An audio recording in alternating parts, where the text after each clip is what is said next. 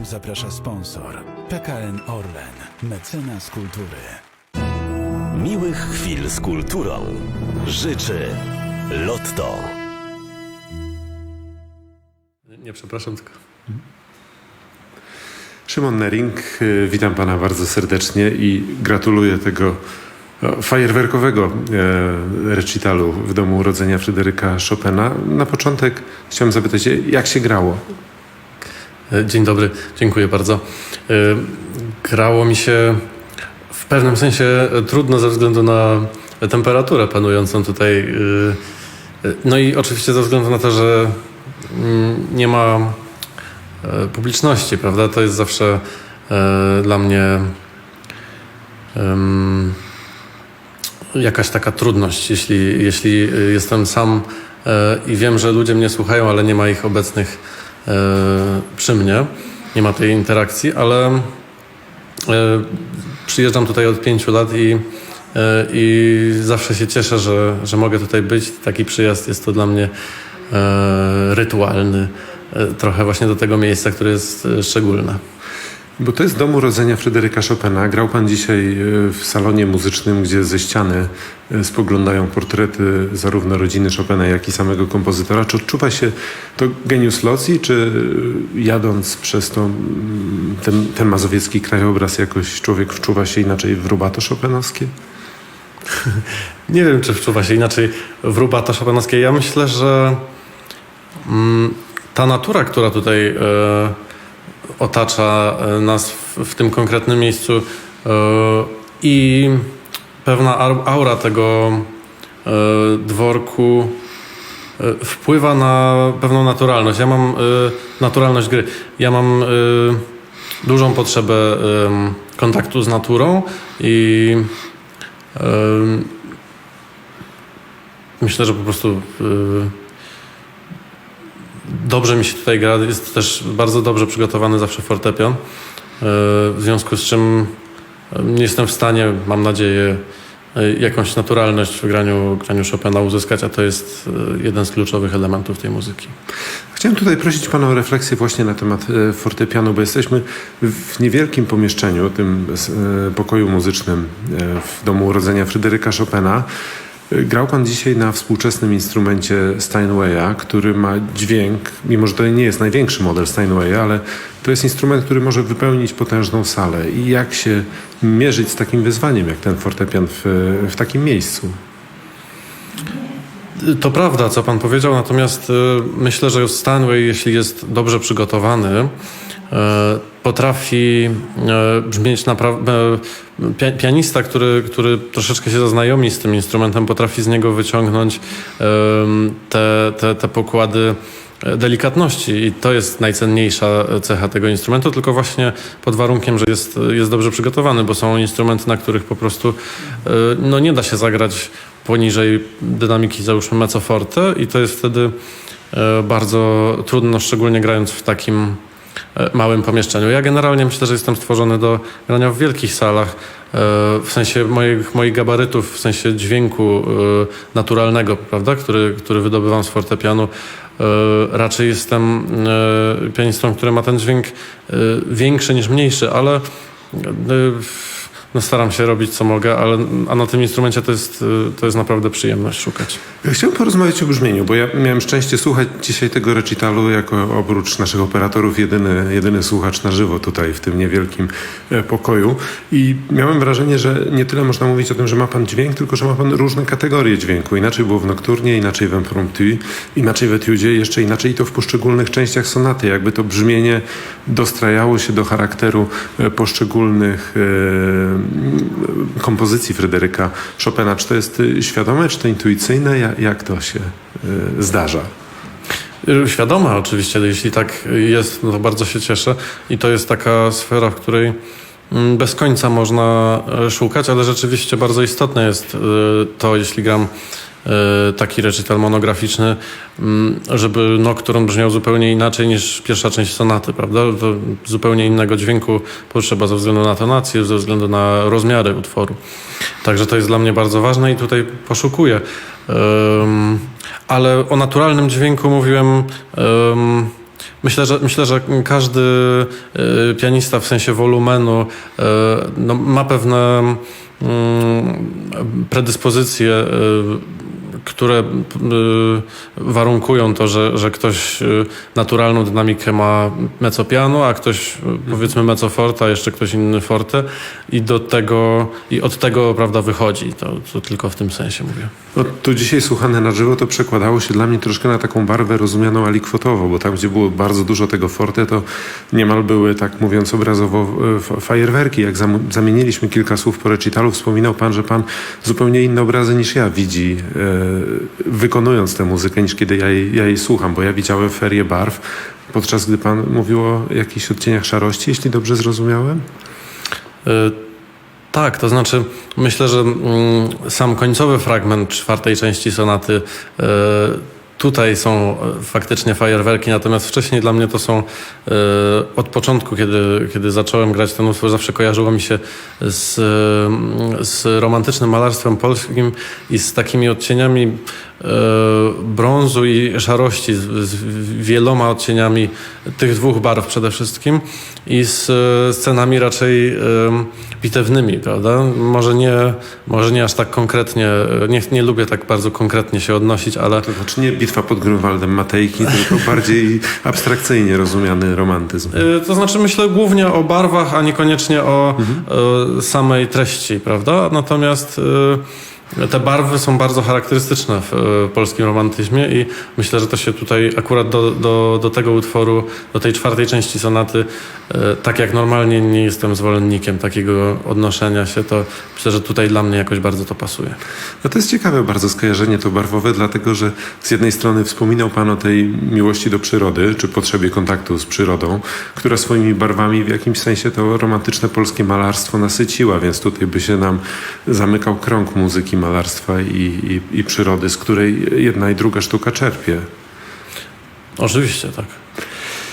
Porozmawiajmy o szkołach pianistycznych, bo mam tutaj kilka pytań. Pierwsze, kiedy właściwie pianista może powiedzieć, że ma już swój własny styl, że czuje się taką odrębną osobowością i czy taki styl budując, no bo jak rozumiem każdy artysta chce ten własny styl wypracować, raczej przygląda się konkretnym artystom, czy konkretnym szkołom wykonawczym, czy szuka po prostu zawsze własnej drogi i stara się oddalić wobec tych zastanych modeli? Myślę, że odchodzi się w dzisiejszych czasach od pojęcia szkół pianistycznych, prawda? Tak jak kiedyś były szkoła rosyjska, amerykańska, zupełnie inne. Dalej troszkę to obowiązuje, funkcjonuje. Jako pojęcia historyczne dzisiaj bardziej. Może nawet jeszcze nie do końca, ale troszkę już się od tego odchodzi. Wiadomo, że na wschodzie Europy gramy na przykład na zupełnie innych fortepianach niż w Ameryce. W Ameryce zazwyczaj w szkołach wszędzie jest nowojorski Steinway, na którym granie buduje pewien określony styl, bo na tym fortepianie trzeba grać zupełnie inaczej niż na hamburskim Steinwayu na przykład. Więc to i wiele innych oczywiście warunkowań. Przepraszam, tutaj wejdę w słowo, ale czy moglibyśmy naszym widzom, którzy mogą nie znać dobrze tych subtelności, parę słów powiedzieć na temat tego, czym się różni hamburski Steinway od nowojorskiego z punktu widzenia pianisty i jak to się przekłada na różnice w stylu czy w sposobie interpretowania muzyki? Dla mnie ja to obrazowo oczywiście tylko powiem, bo tak myślę jest mi łatwiej, tak będzie nawet bardziej precyzyjnie w moim wykonaniu. To znaczy myślę, że ten instrument zazwyczaj nowojorski Steinway w 99% przypadków ma znacznie mniej wyrazisty początek dźwięku. Ja bym to tak ujął. Nie ma takiego dźwięku w punkt, tylko ten dźwięk jest mniej więcej pojawiający się. To jest trudno inaczej dla mnie opisać. Natomiast to warunkuje to, że dźwięk może często jest miększy, ale z drugiej strony nie ma tego zawibrowania, o które mi osobiście chodzi. Dlatego ja osobiście wolę grać na nowojorskich Steinwayach, na hamburskich Steinwayach, bo też może dlatego, że po prostu całe życie na takich instrumentach starałem się przynajmniej grać jak najwięcej, a z nowojorskimi miałem niewiele do czynienia.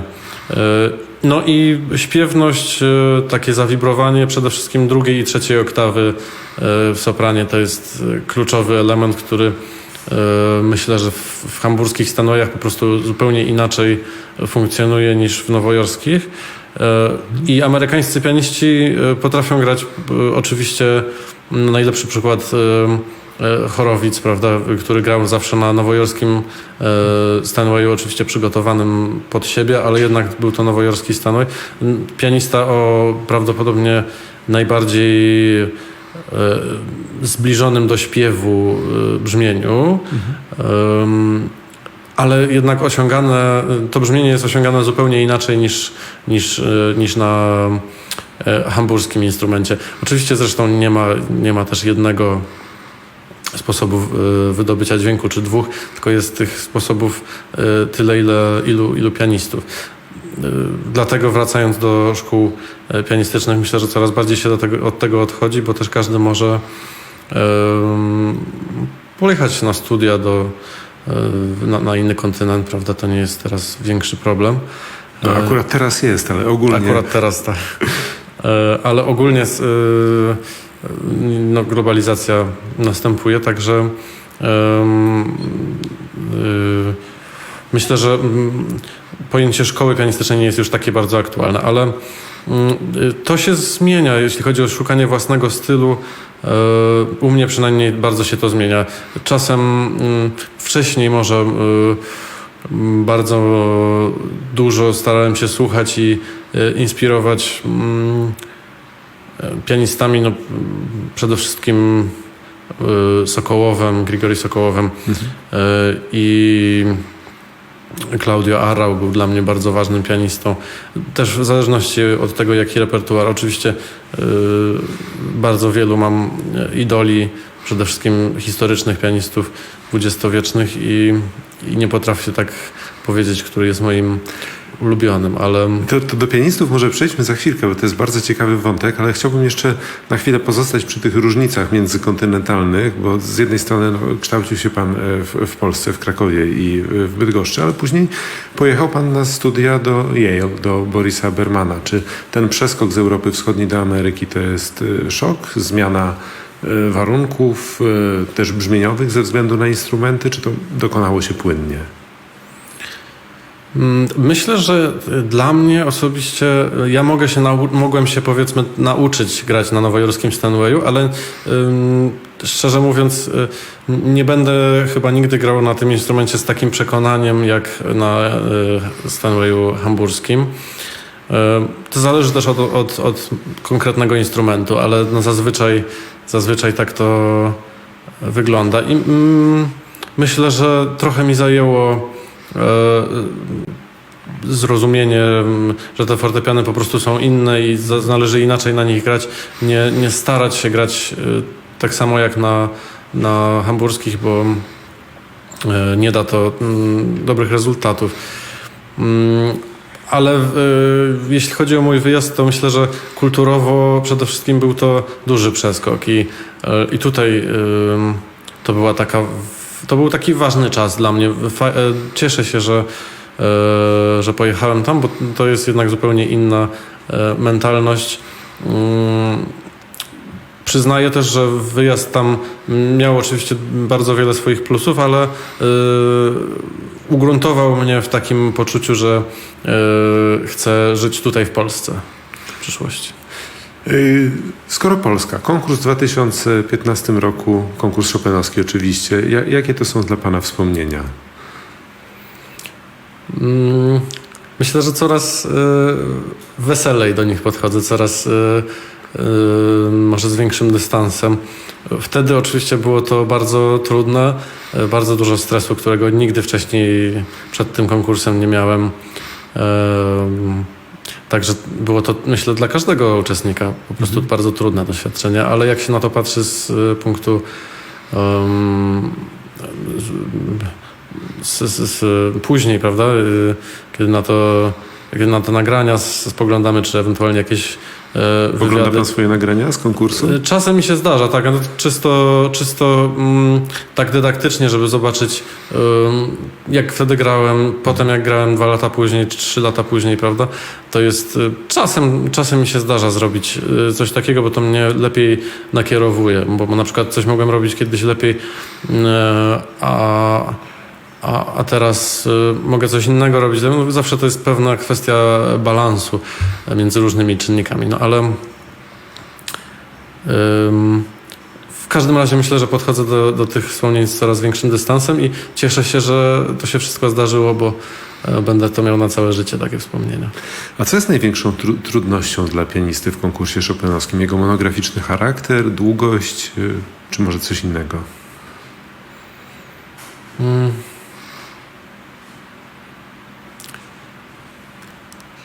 Myślę, że trudne jest wyjście na estradę ze świadomością, że tam siedzi 19 czy nie pamiętam, 18 najwybitniejszych pianistów na świecie i teraz oni będą mnie słuchać przez powiedzmy godzinę czy 40 minut i to jest bardzo długo, prawda?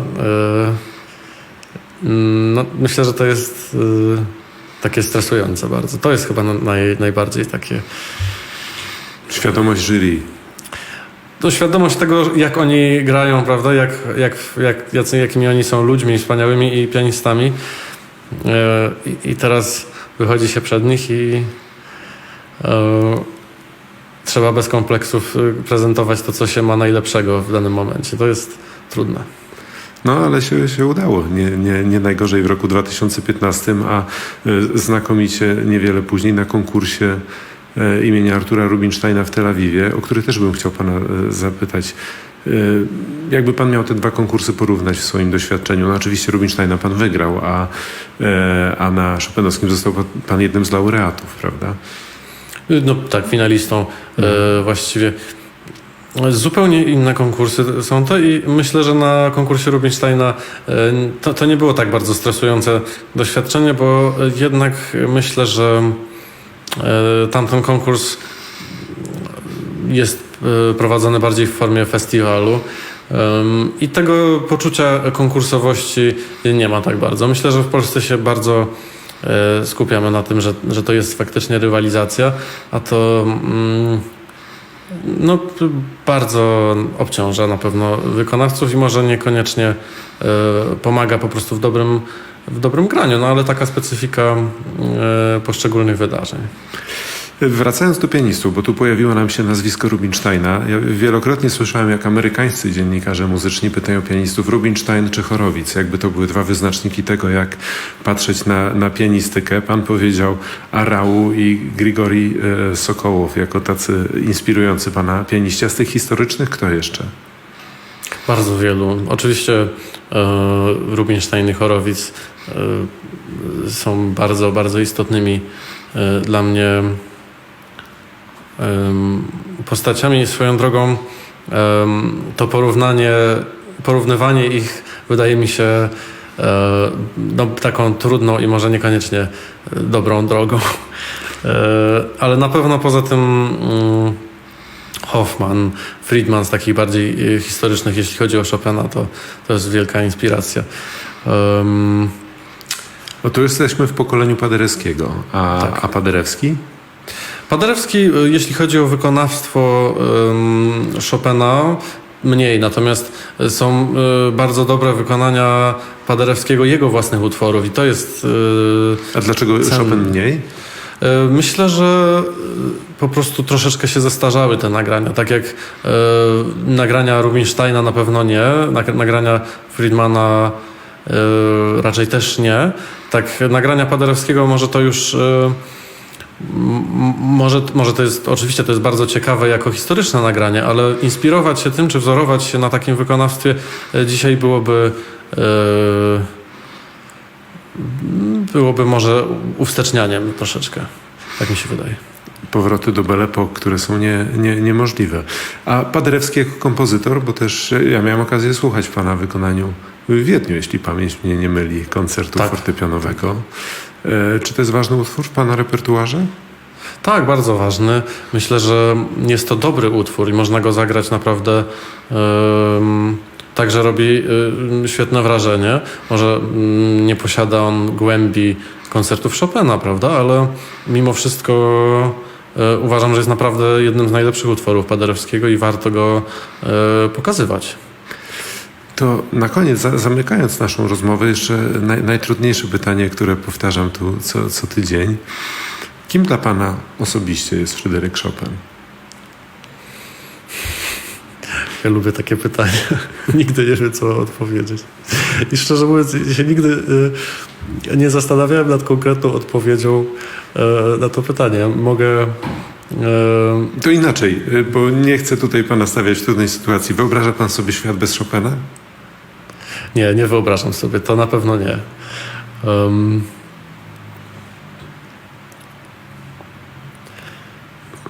Naprawdę nie wiem, co mam odpowiadać na takie pytania, szczerze mówiąc. Ja to czuję, bardzo dużo czuję, ale nigdy się nie zastanawiam, jak to werbalizować.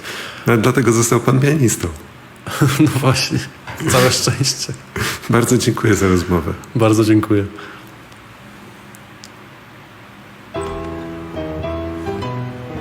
Na program zaprosił sponsor PKN Orlen, mecenas kultury.